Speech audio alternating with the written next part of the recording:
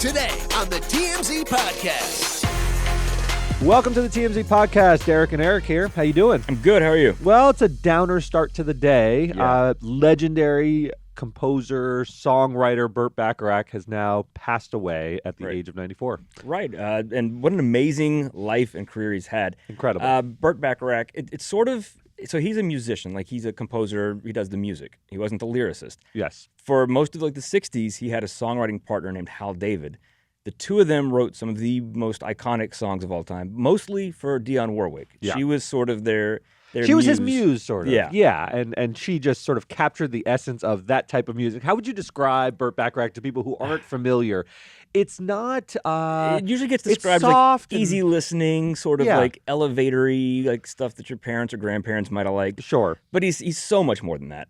He won a ton of Grammys, won an Oscar a couple of times. He wrote Raindrops Keep Fallin on My Head. Everyone knows that and, song. Come on. And a favorite of yours, Arthur's Theme by Christopher Cross. Love it. When You Get Caught Between the Moon and New York City, that was... And it shows his range, too, because Raindrops Keep Falling on My Head was in Butch Cassidy and the Sundance Right. Kid very, very famously when they're riding on the bicycles at Yeah. the end of the movie.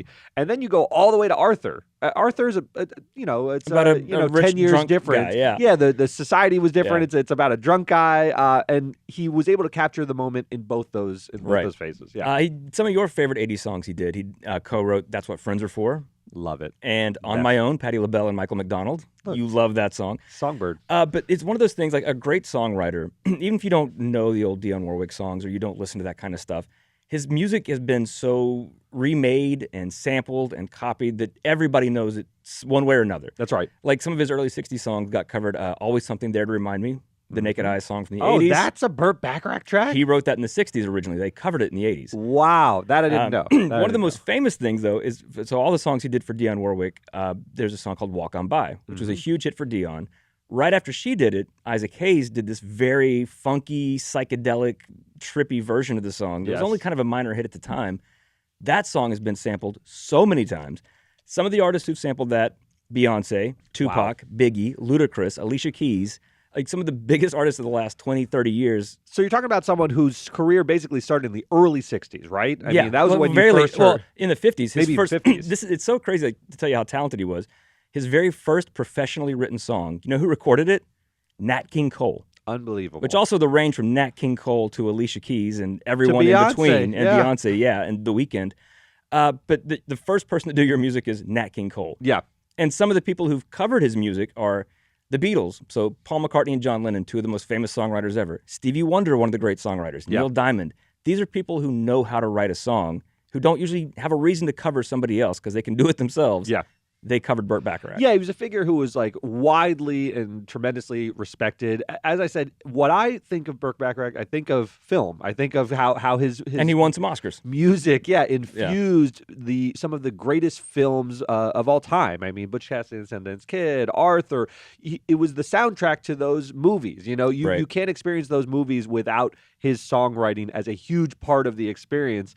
And you know, for the younger listeners, not that young anymore, but like... I mean, he was 94, so that's a pretty good range. He had a cameo. Do you remember him in Austin Powers? Yeah. So he comes in on the double-decker bus. He's the guy sitting there on the piano doing the Burt Bacharach thing. Now, he wasn't a singer, but he could sing. He could carry a tune because he obviously made a lot of music.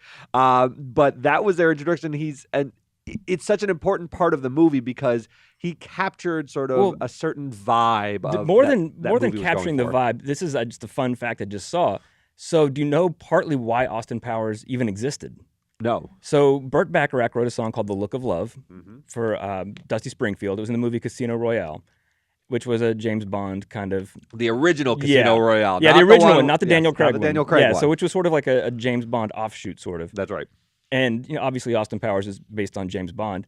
But Mike Myers said he came up with the idea of Austin Powers and was inspired to do that listening to The Look of Love. Yeah. So that's why he put Burt Bacharach in the movie, because he kind of indirectly inspired the entire Austin Powers thing. The Look of Love is deployed in that movie in a very sexy scene where he's got his hairy chest and does his whole little dance around the circular bed. So it's everyone had sort of a fondness. He wasn't a divisive figure at all. No. You know, he had, I think, somewhat of a falling out with Dionne Warwick at some point during their career. In the early 70s, he and Hal David did a musical called Lost Horizon that was a huge flop. And he's just one of those people that he'd been so successful for so long. When he had this massive, like critically, commercially, it just bombed.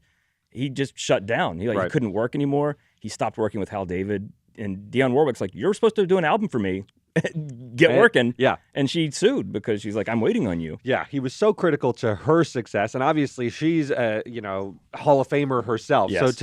But it's impossible to think of Dionne Warwick without Burt Bacharach. He was so they were sort of instrumental. It's sort of like Elton John and Bernie Taupin. Yeah, like, or they like are Jimmy one Jam and and Terry Lewis and Janet Jackson. Like, there's just those teams that work together. There's the composer so well. and the muse. And but then they also were doing like Close to You by the Carpenters. They wrote that song. Right. Like, so many things, and like I said, with the samples and people writing in that style, just his music is such a part of the fabric of our culture that even if you don't know him, you do. Yeah, look, it's very sad. He was 94. What a life well lived. Amazing but life. It's interesting with guys like Burt Bacharach. He's been my entire lifetime, and probably most of your lifetime, he's been lauded as a legend. Like, I didn't come into the world thinking anything other than Burt Bacharach's a legend, so I'm 42 years old. And so he's been lauded for he was already decades. A Hall of Famer before any of us were born. Yeah. And that's the thing, like as a kid, like I sometimes would hear his name and I'm like, oh, he's like that old guy from way back. No, he was writing hits alongside the Beatles and the Rolling Stones in the 60s, and then unbelievable. You're still hearing him on Beyonce songs in the 21st century. Unbelievable career, and his musical will stay with us. Let's Forever. move to a more sort of kind of tawdry story. Whenever you bring up Pam and Tommy, you're thinking salacious, but this actually has. I think, I'm interested in hearing your perspective, but I think it has a sweetness to it. Some people may disagree. So Pamela Anderson's back in the news again. Pam and Tommy was the fictionalized account of the sex tape. That series came out, a couple years ago. I think during the pandemic, a lot of people watched it. But now she has a documentary on Netflix. And in the documentary, she's sort of taking stock of her life and, her time on Baywatch and so forth. And a lot of the focus is on her and Tommy. Of course. And, she's been married several times, but I watched the documentary, and the way she sort of speaks about her other marriages to Kid Rock, who she calls Bob affectionately, and to Rick Solomon and so forth, she doesn't speak of them as all that important. They came in the subsequent years to Tommy Lee and says, these were marriages that never really made sense and could never really capture. She's a romantic, but could never really capture what she was looking for. Tommy Lee was her one true love, and she makes that very, very clear. As tumultuous as their relationship was, and not always healthy for either one of them. Yes, they clearly were drawn to each other. Yeah, look, they have two. They share the two kids. The two kids are in the documentary, so it's obvious that is what she considers her main husband or her true love, however you want to put it. Nevertheless, there's some unflattering things about Tommy Lee in the documentary. That's to be expected because they did have a sort of tumultuous relationship. There were allegations of abuse, and she left the relationship ultimately. There's been subsequent stories where Brandon, the son, has had difficult times with Tommy. So, look, Tommy's a volatile guy. He's a rocker. He doesn't deny that kind of stuff. But she does seem to well up with affection for him. So before the documentary came out, we've seen some text messages that she sent to Tommy Lee, who is now married to Brittany Furlan and has been married to her for a couple years at least. And they're not the most respectful thing a person would send to another married person. That depends on who you ask here. That's Pam true. says this is just, and of course, doing this documentary, she's going back over her life. You get a little nostalgic. Yes. She was looking through. They're literally watching old videos in the documentary. And, so and that's what she says. She's like, to text him, she's like, going through all these things again, like, you were my one true love. She says that to him. Mm-hmm. And so Brittany Furlan, obviously not super stoked about his ex-wife, who in the public's mind is still, it's the two of them. It's Pam and Tommy. That's right. A few people know Brittany. We know her, but she's not what you think of. Pam and Tommy are just synonymous with each other. That's it. And so Pam is saying no, this was just, expressing gratitude for the love that we had and for the children that we have and sort of taking stock of her life, which on one level you can believe that. Yeah. Because she is a little nostalgic right now, looking back over her life and doing her book and her documentary.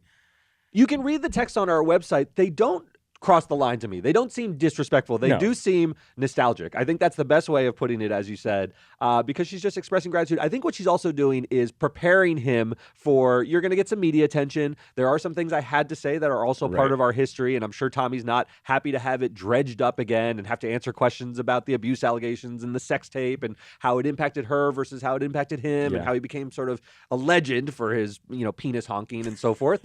But I think it's okay for her to send these. Now, Tommy, I think, has done the exact right thing, and I don't think that's often something you think of with Tommy Lee. He's not responded to these texts. Yeah. What he's received them. He's a married man. He has been totally respectful and above board to Brittany, his current wife, and you by can not see in the engaging. text, you see all of Pam's text. Nothing responded. No response on the other side, which, yeah, I mean, what could he say back? Like, I love you too? Like, you can't say that to not just an ex-wife. Like we said, even if they were your typical divorced couple, talk when they have to about the kids, but otherwise whatever. Right. The fact that they are so bound together in the public. Yes. It's not like another divorced couple. It's not, but they'll always be enmeshed. They have 2 children. Even though Brandon and Dylan are older now, they're young adults, and they're adults. And they were a family for a time. And she was saying that it was so cute to see you with the babies at the time. She doesn't seem to me to be trying to get back with Tommy Lee, at least not aggressively. She's sending a bunch of texts. She's probably getting the message that he's not going to respond at this point. And I don't think it's sort of overdoing it. If I'm Brittany, I understand feeling a certain way. She posted a TikTok where she said some funny sort of joke about, this is what Pam thinks of me, I wish you would die kind of thing. Yeah, she goes, if I died, Pam's reaction would be like, oh, anyway. Right. And then she takes it down, which is the classic move. Now, Brittany Furlan, just so people know, is a very savvy internet using person. Yes. So when she puts this up and takes it down, I think she knows what she's doing. She's putting it out there in the world and then saying, oops. Which makes you more interested to see it. Correct. So, and I understand her feeling a certain way, but I've enjoyed this. It's interesting to look at Pam and Tommy in 2023 versus how I thought of them and how society sort of treated Pamela Anderson at the time. I cringe at watching the late night treatment of. Yeah. You can see this with sort of Britney Spears and Lindsay Lohan, but you really see it with these Pam interviews, because she would go on Jay Leno and he would just like mock her to her face about the sex tape, which was stolen. I mean, she did not put that out there. That was not her doing. And then again, like, not that she didn't make any money from it. Not that you even need to shame Paris Hilton or Kim Kardashian at all. Do That's your thing. A different level. Yes, but still, they did knowingly put theirs out there. They signed off on it. They agreed to it being released. They were okay with it. Yes. That was not the case with Pam. And people, I think, don't always get that difference. Hers was stolen and bootlegged, and she had no control over it and made nothing off of it. It's very strange, because the casual attitude was she was in Playboy, she showed her boobies, and so she doesn't care. And it was clearly not the case. She cared a lot. She was very hurt. She felt very violated. It's sort of the equivalent, I guess, in more modern times, is remember when the cloud hack happened and all those actors and actresses had their nude photos leaked, and people were like, that's illegal. That was stolen. They did not want those out there. And some people, they had it coming, they put it on their phone. It's like, no, they didn't. They put it on their phone. And that's totally didn't want to share it. Do what you want with your own phone. But but that was sort of the equivalent. Like, it was stolen. I mean, this was physically stolen, not like hijacked out of the cloud, but it was her private property that she did not want out there. Yes, and she talks about it in the documentary because it felt like it is a sort of different feeling of violation. She compares it to kind of like rape at some point. Like, she felt like society was sort of raping her. And Tommy, although he has always said, I didn't want this out there either, did get lauded by a certain segment of the population who said, wow, what a hog on that guy. Well, and then he did release his own nude a year or two ago. That's right. So exactly. So he's played with it more. And I got to say, I watched, no pun intended, but I watched this and I have a lot of sympathy for her. She has a certain depth to her that I didn't recognize at the time when she was famous. She did seem just like the Baywatch sort of blonde, but she has something to her. She's substantive, and I've enjoyed sort of like revisiting it. That's sort of the thing is in this particular situation with these text messages. I could understand Pam being nostalgic, and just reaching out to Tommy, but I also really understand Brittany Furlan being like, I mean, imagine if your spouse had an ex that was like, that they shared children with. Yes. Being like, you're my true love, and like, I'm just so great about our relationship, and you would not like it. I wouldn't like it. I do look at this situation as everyone has behaved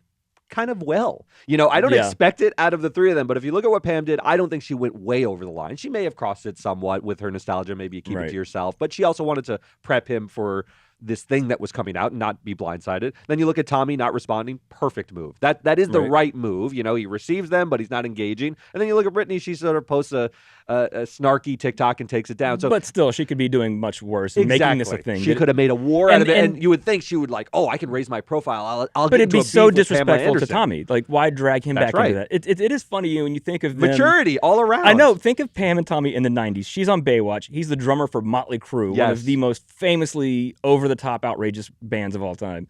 Who would have thought 30 years later, respectful and happy, middle-aged, 50s, aging metalhead, and the Baywatch queen. It's living their lives and doing all right. Yeah. So that'll do it for us today. We'll end on that note. I think it's been an interesting thing to revisit the Pam and Tommy saga. So check out the documentary if you want, and we'll see you next time.